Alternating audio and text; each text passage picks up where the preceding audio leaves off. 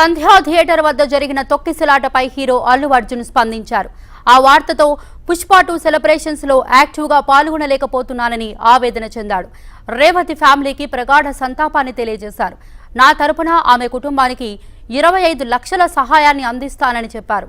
ఈ ఘటనపై చిక్కడపల్లి పోలీస్ స్టేషన్లో హీరో అల్లు అర్జున్తో పాటు సంధ్యా థియేటర్ యాజమాన్యం, చిత్ర బృందంపై కేసు నమోదైంది.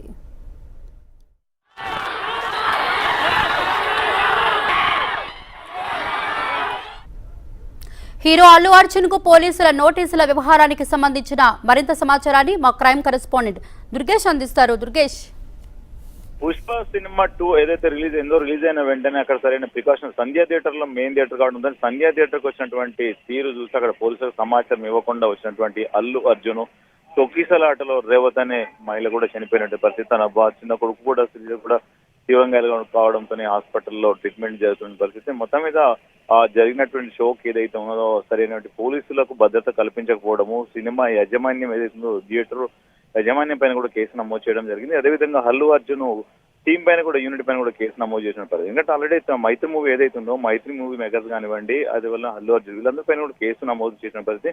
అక్కడ వచ్చినటువంటి ఫస్ట్ నుంచి అసలు సినిమా థియేటర్ కు ఎంతమంది పోలీసులు వచ్చినారు, ఎంతమంది బౌన్సర్స్ వచ్చారు, ఆ మహిళ వచ్చిన తీరు కానీ అవన్నీ కూడా ఎవరెవరు తోపులాట్లో జరిగింది, ఎంతమంది అక్కడ ఎటువంటి ప్రికాషన్ తీసుకున్నారు అంతా కూడా పోలీసులు సీసీ కెమెరా రికార్డ్స్ అన్నింటిని కూడా పరిశీలిస్తున్నారు. సీసీ కెమెరా రికార్డ్స్ తో పాటు కూడా ప్రతి ఒక్కటి కూడా క్షుణ్ణంగా పరిశీలించిన తర్వాత ఫర్దర్ ఇన్వెస్టిగేషన్ ఉంటుందని కూడా చెప్పుకోవచ్చు. మొత్తం మీద నోటీసులు మొత్తం ఇవ్వడానికి మాత్రం సిద్ధంగా చేస్తున్నారని కూడా చెప్పుకోవచ్చు. ఉన్నత స్థాయి అధికారులతో మాట్లాడుకొని చిక్కడపల్లి పోలీసులు తనకు నోటీసులు జారీ చేస్తారు. నోటీసులు ఇచ్చిన తర్వాత ఖచ్చితంగా తను విచారించే అవకాశాలు కనిపిస్తుంది. ఎందుకంటే ఆల్రెడీ ఆ సినిమాకు ప్రమోషన్ కోసం వచ్చినటువంటి తీరు చూస్తే తన బౌన్సర్లు అందరూ తీసుకొస్తుంటే ఖచ్చితంగా వాళ్ళకు ఆ రోజు రావాల్సిన అవసరం లేదు. ఒకవేళ వచ్చి రావాలనుకున్నప్పుడు అక్కడ పోలీసులకు ముందస్తుగానే పర్మిషన్ తీసుకోవాలనే పరిస్థితి ఉంది. ఎందుకంటే ఒక ఫ్యాన్ బన్నీ అనే సినిమా తను ఏదైతే ఉన్నారో హీరో అక్కడ వస్తున్నాడంటే భారీ సంఖ్యలో కూడా వస్తున్నాడు. ఎందుకంటే మెయిన్ థియేటర్ కావడము, అదేవిధంగా పబ్లిక్ కూడా అక్కడ వచ్చిన ప్రేక్షకులు చాలా వేల సంఖ్యలో వచ్చినటువంటి పరిస్థితి. ఎందుకంటే సినిమా థియేటర్ కెపాసిటీ కంటే ట్రిపుల్ రేట్ లో వచ్చినటువంటి పరిస్థితి. ఎందుకంటే సినిమా టికెట్ లో కొనుక్కున్న వాళ్ళు కానీ కొనుక్కున్న వాళ్ళు కూడా కానీ